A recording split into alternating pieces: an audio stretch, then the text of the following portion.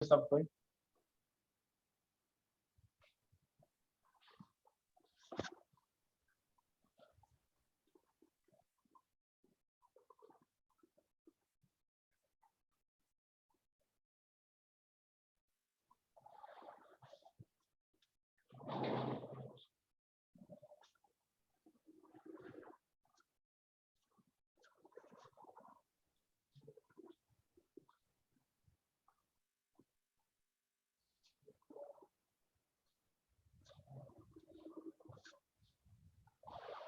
Property number 5 देख लिए सब कोई।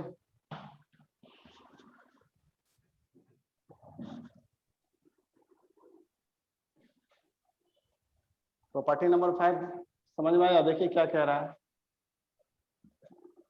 आवाज सुनाई दे रहा है सब कोई को? Yes sir. चलिए सही है, देख लीजिए क्या कह रहा है। प्रॉपर्टी को पहले समझ लीजिए। कह रहा है if each element of a row और column of a determinant is multiplied by a constant के।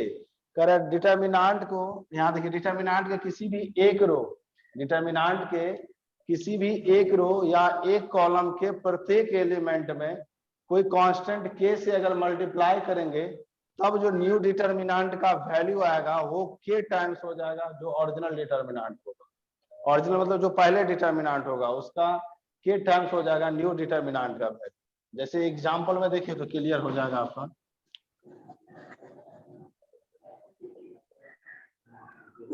Late del equal to a1 b1 c1 a2 b2 c2। ये है डेल जो ओरिजिनल डिटर्मिनेंट और ये है डेल वन जो न्यू डिटर्मिनेंट। के a1 के b1 और के c1 a2 b2 और c2।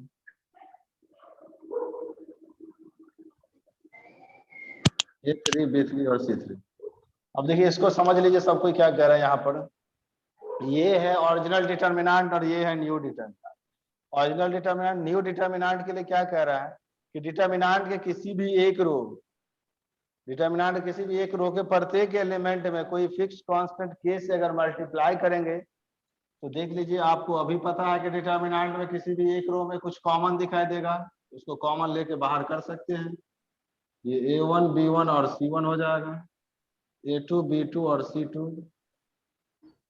a3 b3 और c3। ठीक है, इक्वल टू के इंटू ये देखिए किसका वैल्यू है डेल।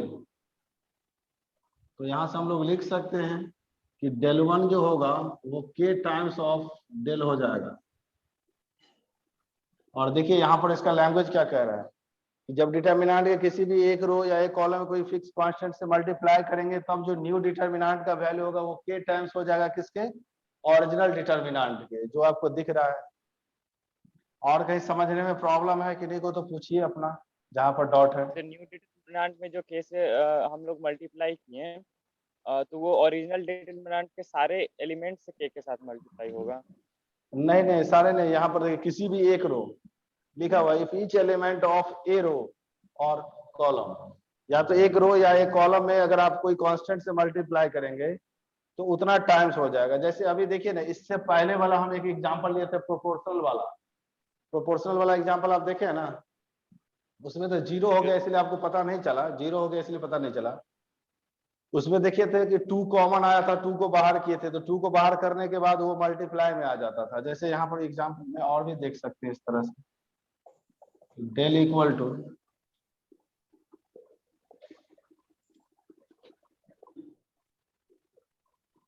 ये है ना, इसमें देखिए 2 से मल्टीप्लाई है तो 2 कॉमन ले लीजिए, सॉरी 1 2 3 हो जाएगा। ठीक है, अब थोड़ा यहाँ पर ध्यान दीजिएगा। ये मान लीजिए आपका ओरिजिनल डिटर्मिनेंट है, इसमें सेकंड रो में 2 से मल्टीप्लाई करने के बाद ये न्यू डिटर्मिनेंट मान लीजिए आपका आ गया, तो इसका जो सॉल्यूशन होगा ये 2 टाइम्स हो जाएगा इसका सॉल्यूशन। 2 से मल्टीप्लाई करने के बाद इसका जितना डिटर्मिनेंट आएगा उसको 2 से मल्टीप्लाई करेंगे तब जाके इसके इक्वल आएगा। वही यहाँ पर कह रहा है ये।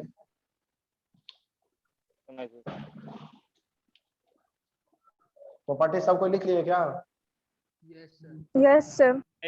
लिख रहे हैं सर। Yes sir. सबको लिख लिए कि बिठा दें? सर एक लिख मिनट लो। एक मिनट। लिख लिए सब कोई ना? मिटा देना। हाँ नहीं सर, तो फिर नहीं लिख लिखे। लीजिए। हाँ हाँ देख सर। लीजिए।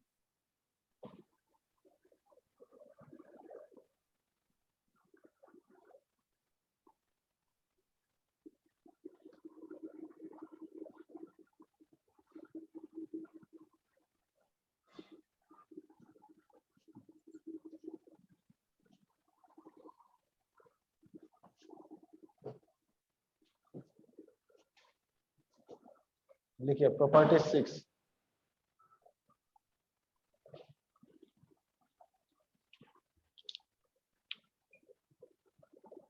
if each element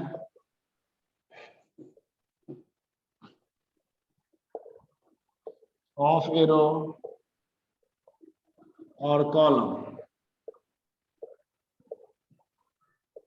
if each element of a row or column of a determinant if each element of a row or column of a determinant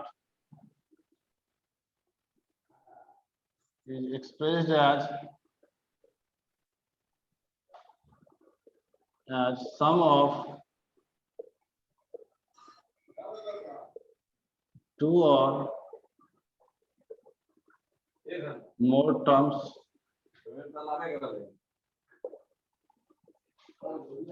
than the sum of two or more terms than the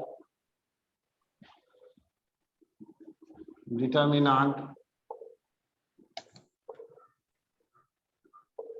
can be expressed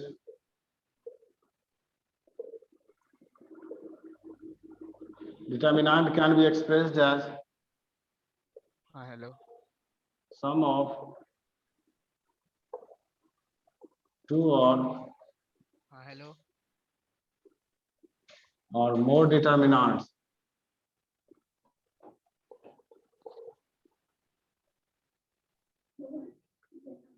determinant can be expressed as the sum of two or more determinants। देखिए ये property क्या कह रहा है, इसको भी थोड़ा समझ लीजिए सब कोई।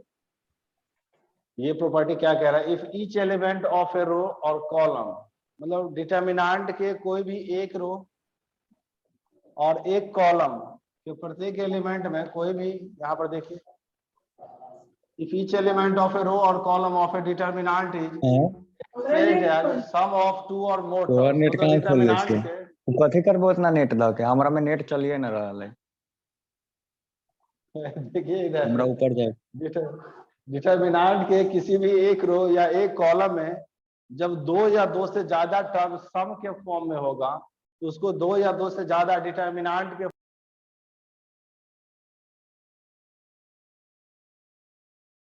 सर आपका माइक म्यूट हो गया। सर आपका माइक म्यूट हो गया। सर आपका माइक म्यूट हो गया।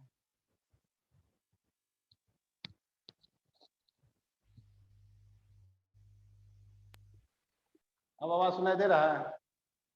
Yes sir. Yes sir. चलिए तब सही है। देखिए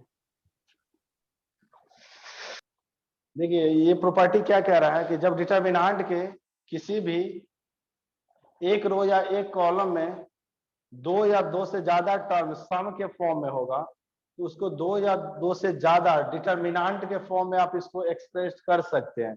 जैसे यहाँ पर एग्जांपल देख लीजिए, एग्जांपल से क्लियर हो जाएगा। देखिए लेट डेल इक्वल टू, देखिए एक एग्जांपल ले लेते हैं, यहाँ पर हो जाएगा a1 प्लस अल्फा मान लीजिए b1 प्लस बीटा और c1 प्लस गामा, ये हो जाएगा a2 b2 c2 a3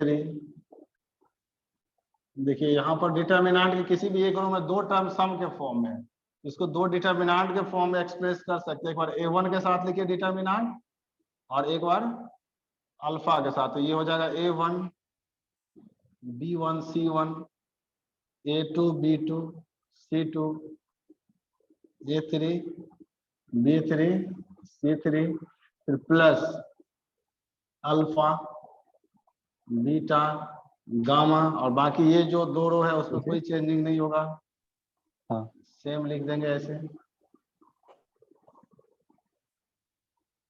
अगर एक और टर्म यहाँ पे सम के फॉर्म होता तो एक और डिटर्मिनेंट बनता। अब देखिएगा ऐसा एग्जांपल लेके तो इसका भी सॉल्यूशन करिएगा और इसका सॉल्यूशन करके ऐड करिएगा, दोनों इक्वल आ जाता है। ठीक है, तो ये प्रॉपर्टी लिख लीजिए 6 नंबर, इसका एग्जांपल भी लिख लीजिए, फिर हम आपको 7 नंबर प्रॉपर्टी बताएंगे। पहले इसको लिख लीजिए। 10 प्रॉपर्टी है, यहाँ तो 6 हो गए हैं, 4 प्रॉपर्टी और लिखना है आपको।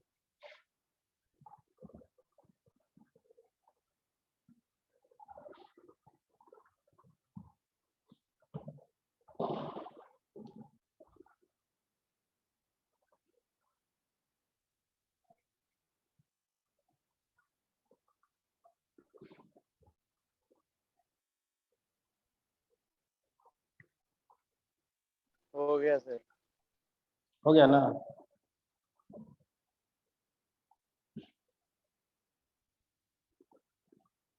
इसको मिटा दे, 6 नॉट प्रॉपर्टी सबको लिख लिए है, इस प्रॉपर्टी को सबको लिख लिए हैं, बोलिए। Yes sir. यस सर लिख लिए हैं। यस सर लिख लिए। यस सर हो गया है। देखिए तब 7 नंबर प्रॉपर्टी।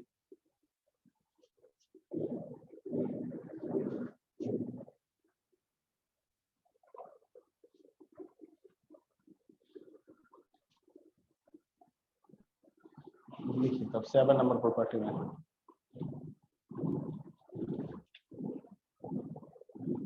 लिखिए, if A and B are square matrices of same order, then if A and B are square matrices of same order, then determinant of AB equal to determinant of A into determinant of B।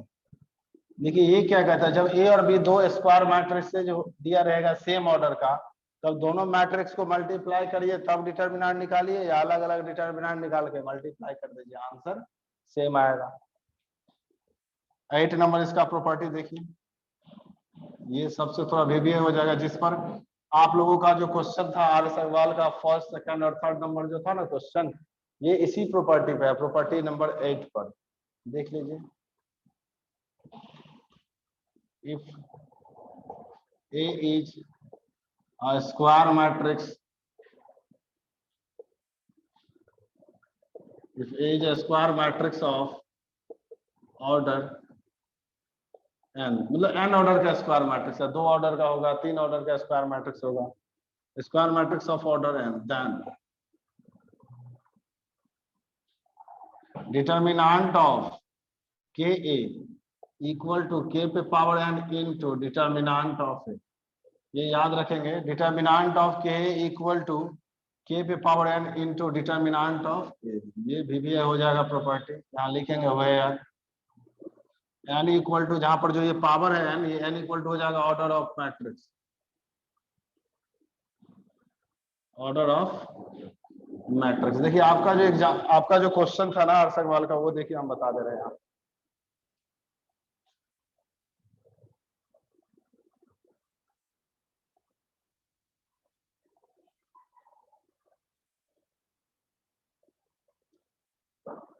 देखिए आपका question क्या था,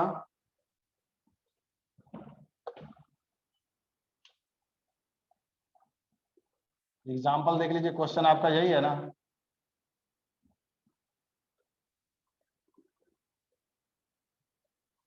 If A is a 2x2 order का matrix दिया हुआ है such that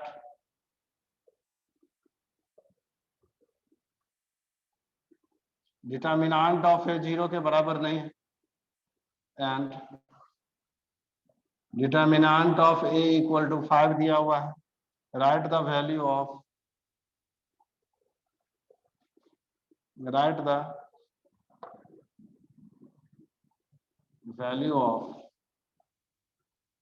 write the value of determinant of 4a. एक second question भी लिख लीजिए यहाँ पर. If a is 3x3 matrix such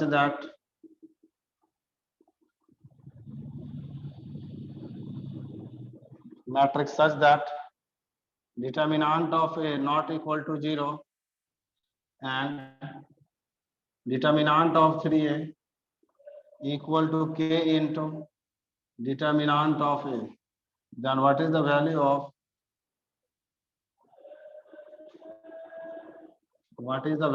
k? Sir एक ठो बता दीजिएगा तो बना लेंगे सब. वैल्यू ऑफ के बस ये 2 क्वेश्चन बता दे रहे हैं. देखिए अब आपका बन जाएगा. देखिए यहाँ पर सबसे पहले तो यहाँ फर्स्ट क्वेश्चन का देखिए सॉल्यूशन क्या होगा. ये देखिए यहाँ पर सॉल्यूशन हो जाएगा फर्स्ट क्वेश्चन का. ये क्या कह रहा है, डिटर्मिनेंट ऑफ 4 है इक्वल टू 4 पे पावर कितना होगा. देखिए डिटर्मिनेंट ऑफ के इक्वल टू के पे पावर कितना होता है n. n मतलब क्या है, ऑर्डर ऑफ मैट्रिक्स. इसमें ऑर्डर ऑफ मैट्रिक्स कितना दिया हुआ देख लीजिए यहाँ पर. ऑर्डर ऑफ मैट्रिक्स कितना दिया हुआ है 2 ना. तो ये हो जाएगा 4 पे पावर 2 इंटू डिटर्मिनेंट ऑफ ए. 4 पे पावर 2 16 और डिटर्मिनेंट ऑफ ए कितना दिया हुआ देखिए. डिटर्मिनेंट ऑफ ए का वैल्यू कितना है 5. 16 5 जा कितना हो जाएगा ये 80. ये समझ में आया फर्स्ट नंबर क्वेश्चन सब कोई को. सर 4 कहाँ से आया? कौन सा 4? ये Yes, वो क्वेश्चन 2 में दिया into हुआ 2 का है सर. यहाँ क्वेश्चन में दिया हुआ 4 है. यहाँ क्वेश्चन में अच्छा, दिया हुआ yes, yes, yes. Determinant of के बराबर के जो है ये बाहर आता है लेकिन वो पावर के साथ बाहर आएगा. पावर कितना होगा जितना ऑर्डर का मैट्रिक्स होगा. तो ये 4 बाहर आएगा लेकिन कितना ऑर्डर दिया हुआ मैट्रिक्स का 2. तो यहाँ पर 2 लिख देंगे. ठीक है. तेरी की. और डिटर्मिनेंट ऑफ ए का वैल्यू भी दिया हुआ है. अब इसका देखिए सॉल्यूशन क्या होगा. ये जो दिया हुआ है यहाँ पर देखिए ना सॉल्यूशन यहीं पर हो जाएगा. डिटर्मिनेंट ऑफ 3a बराबर ये 3 बाहर आएगा. पावर कितना होगा इस बार. पावर देखिए 3. कितना होगा 3 इंटू डिटर्मिनेंट ऑफ ए. तो ये हो जाएगा 27 इंटू डिटर्मिनेंट ऑफ ए. तो यहाँ पर थोड़ा ध्यान दीजिएगा. 3a बराबर कितना है k इंटू डिटर्मिनेंट ऑफ ए. तो k किसके बराबर है देख लीजिए. k का वैल्यू 27. तो यहाँ पर लिखेंगे k इक्वल टू 27 हो जाएगा. इस तरह से बना सकते हैं ना. Yes. तो ये प्रॉपर्टी समझ में आया. Property number 8. Yes, sir. फिर इसमें देखिए यहाँ पर 9 नंबर जो है इसका property.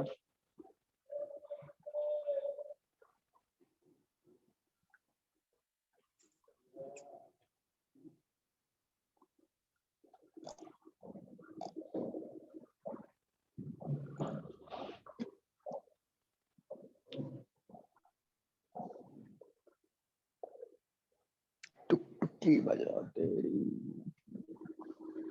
Which element of a row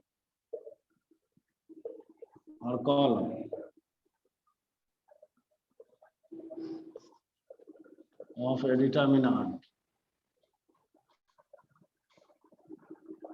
if each element of a row or column of a determinant is 0,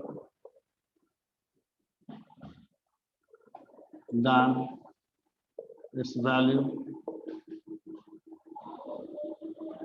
is 0.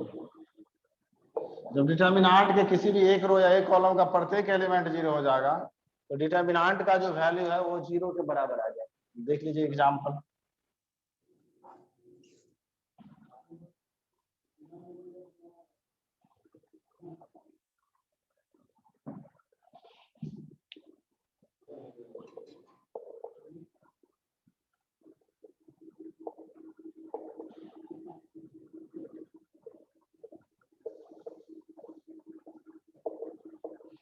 यहाँ पर देखिए कुछ भी ले लेंगे, फर्स्ट रो का टोटल एलिमेंट 0 तो डिटर्मिनेंट का वैल्यू 0।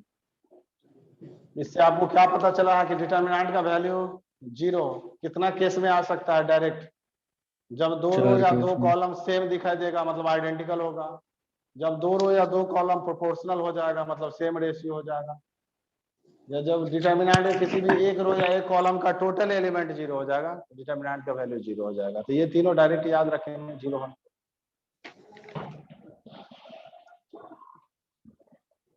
हो गया सर। 10वां number property.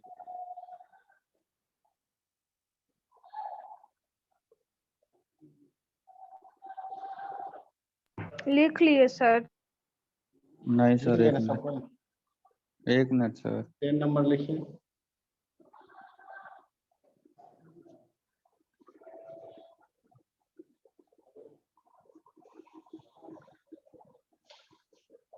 देखिए each element of a row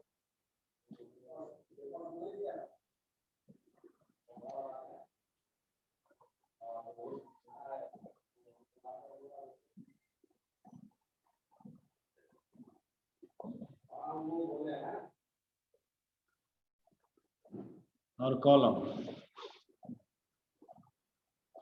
if each element of a row or column of a determinant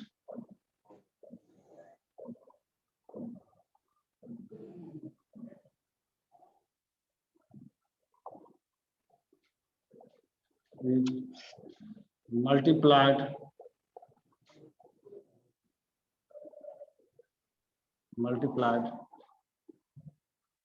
by same constant,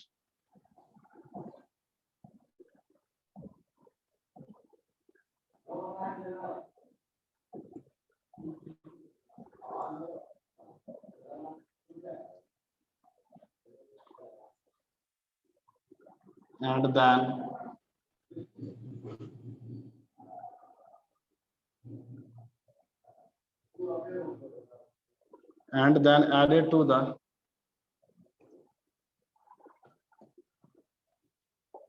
corresponding element, and then added to the corresponding element.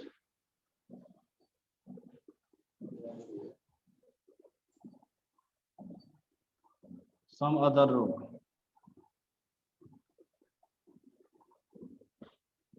Then the value of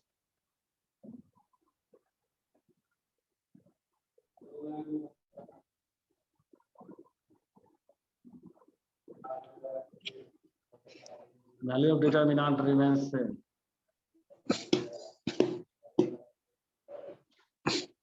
Then the value of determinant remains same. क्या कह रहे हैं ये समझ लीजिए property.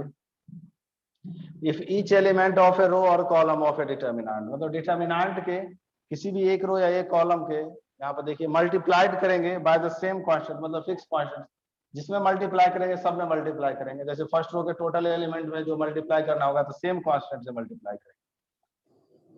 And then added to the corresponding element some other रो।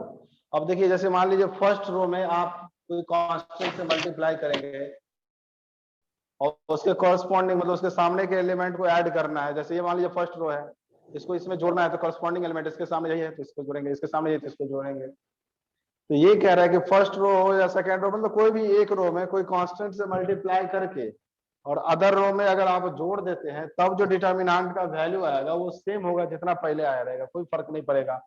जैसे example में देख लीजिए यहाँ पर late del equal to a1 b1 c1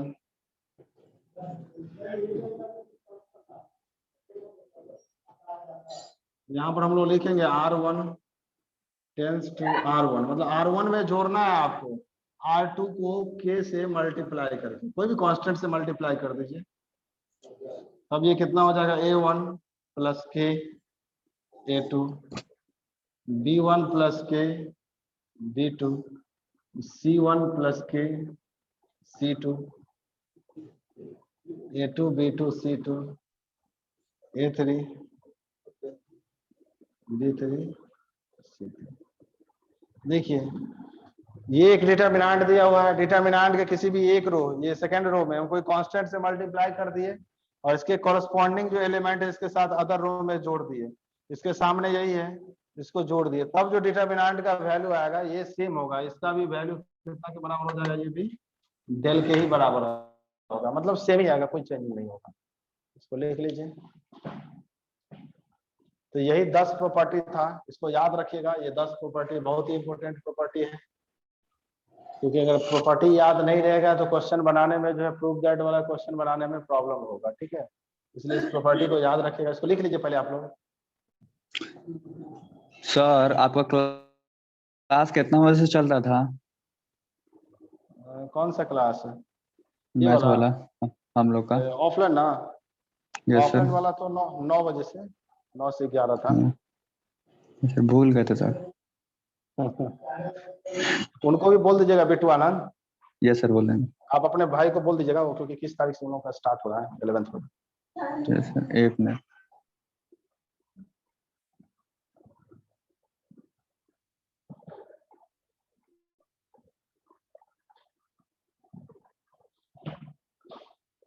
sir तो ये बंद हो जाएगा? ऑनलाइन वाला सब आदमी आ जाइएगा, तब क्या दिक्कत है? Yes sir.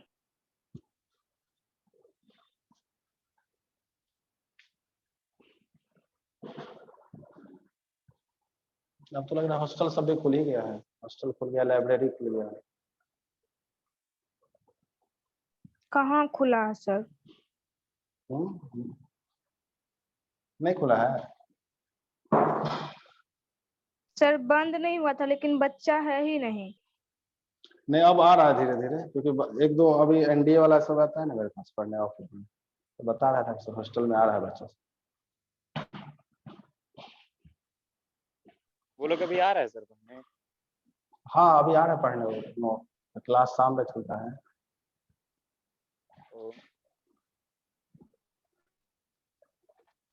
लिख लिए सब कोई? यस सर हो गया। प्रॉपर्टी लिख लिया ना सब कोई? मिटा दे इसको। Yes sir. सर लास्ट वाले प्रॉपर्टी पे की न्यूमेरिकल एग्जांपल बता दीजिए ना। अच्छा एक मिनट,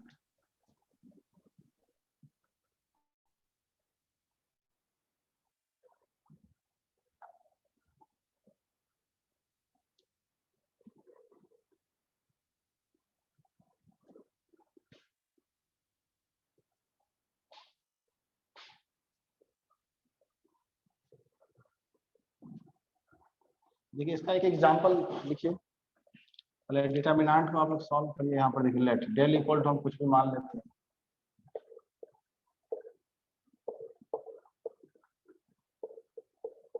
इजी ही थोड़ा ले लीजिए, ठीक है, ये डिटरमिनेंट है, इसको आपको सॉल्व करके पहले आंसर निकाल लीजिए सब कोई। उसके बाद क्या करना है, यहाँ पर डेल वन मान लीजिए। अब किसी एक रो में कोई कांस्टेंट से मल्टीप्लाई करिए, जैसे मान लीजिए R2 R3 R1, किसी एक रो में पहले मल्टीप्लाई करिए, तो आप किसमें मल्टीप्लाई करना चाहते हैं बताइए सबको? 2 से मल्टीप्लाई ऐसे में कर देते हैं, तो ऐसे लिखना होगा R1 tense to R1 plus 2R2, मतलब R2 में 2 से मल्टीप्लाई करके R1 में जोड़ना है, तो ये कितना हो जाएगा, 2 दूनी 4 और 1 5 हो जाएगा, 2 1 जा 2 में 0 जोड़ेंगे तो 2 हो जाएगा, 3 2 जा -6, -6 में यहाँ पर 2 जोड़ेंगे तो -4 हो जाएगा। अब देखिए इस डिटरमिनेंट का इवेलुएट करिए आप कितना आ रहा है, और इसको भी इवेलुएट करके बताइए कि कितना आ रहा है। देखिए दोनों को सॉल्व करके सेम आ रहा है ना?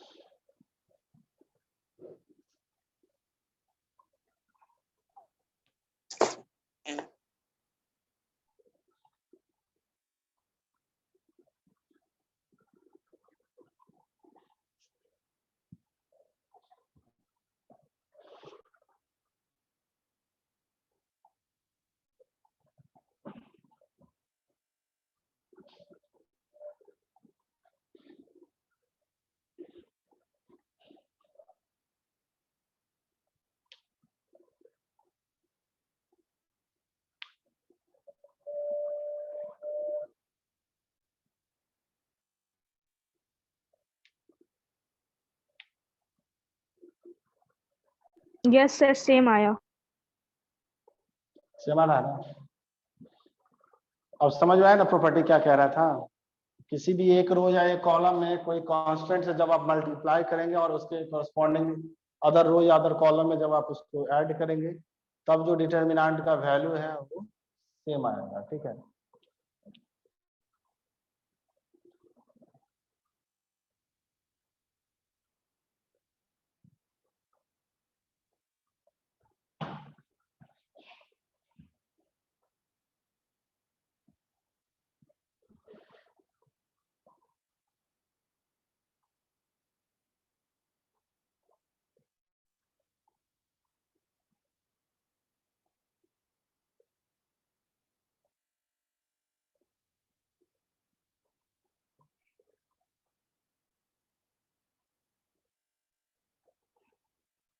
आंसर सेम आया सब कोई का?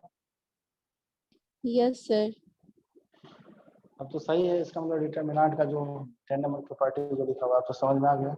इसको मिटा यस सर। देना। सर टाइम कितना बचा हुआ है सर? टाइम कितना है बताइए? पता नहीं सर। 7 मिनट है सर। 7 मिनट। सर एक क्वेश्चन हो जाए सर।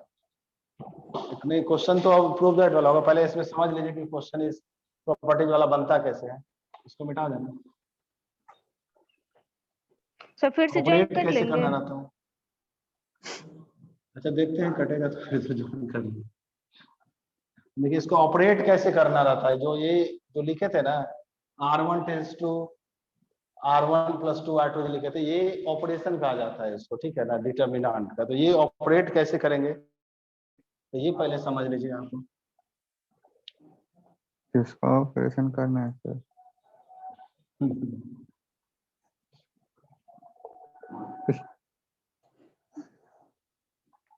ये ऑपरेट कैसे करेंगे,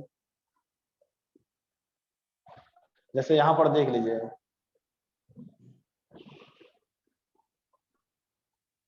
जैसे अगर आप यहाँ R1 लिख दिए मान लीजिए, तो आपको R1 में ही जोड़ना है या घटाना है या कुछ भी। ठीक है ना, यहाँ R1 रहेगा तो यहाँ भी R1 ही रहेगा। ये सब याद रखिए ऑपरेट कैसे करना है। ठीक है, यहाँ अगर R1 होगा तो यहाँ भी क्या लिखेंगे? R1 ही लिखेंगे। ये ऐसे नहीं होगा जैसे ये आप सोच रहे होंगे कि R2 और R3 मतलब रो 2 और रो 3 को जोड़ के यहाँ पर पहले मान लेते हैं लेट डेल इक्वल टू 1 लिख लीजिए। A1 B1 C1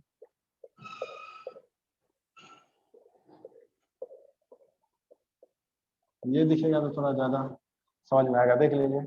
अब यहाँ पर थोड़ा ध्यान दीजिएगा कि रो 2 और रो 3 को आपको मन होगा कि रो 2 और रो 3 को जोड़ दे और रो जोड़ने के बाद लिखे रो 1 में। ये जो आप कुछ भी यहाँ पर काम करेंगे तो लेकिन लिखना होगा किसमें? R1 में, क्योंकि यहाँ पर लिखा हुआ R1 tense to R1 + R2। तो R1 और R2 को जोड़ेंगे तो जरूर, लेकिन लिखेंगे किसमें? R1 में। अब यहाँ पर देखिए R2, देखिए R2 और R3 को जोड़ेंगे और लिखेंगे अगर आप R1 में, तो ये गलत हो जाएगा। ये ऐसे आप ऑपरेट नहीं कर सकते, क्योंकि अभी हम आपको बताए हैं कि जो यहाँ रहेगा यहाँ पर लिखना ही होगा। ठीक है, अब देखिए आप ऐसे भी कर सकते हैं R1 tense to R1 + R2 + R3 या C1 tense to C1 + C2 + C3। ठीक है, C1 tense to C1 + C2 + C3। मतलब अब आपको लग रहा होगा कि यहाँ पर सिर्फ 2 ही रो को जोड़ सकते हैं, तो ऐसा जरूरी नहीं है। फर्स्ट रो, सेकंड रो और थर्ड रो को जोड़ के अगर आपको R1 में लिखना है तो लिख दीजिए। First row, second row, third row को जोड़ के अगर आपको R2 में लिखना है तो लिख दीजिए। ठीक है, यहाँ पर ये याद रखना है आपको कि इस दोनों को जो जोड़े हैं आप R1 और R2 को, तो यहाँ पर या तो R1 या R2 रह सकता है, लेकिन अदर जो है जिसको जोड़ रहे हैं वो वाला पार्ट यहाँ पर होना चाहिए। जैसे ये अगर आपको ऐसे लिखना है तो ये भी लिख सकते हैं R2 tense to R2 + R1, ये भी लिख सकते हैं, ये भी सही है। ये ऑपरेशन समझ में आ रहा है ना क्या करना है यहाँ पर, कि जो यहाँ पर Yes, रहेगा sir. यहाँ पर होना चाहिए दोनों में से। ठीक है, अगर नहीं रहेगा तो फिर दिक्कत हो जाएगा।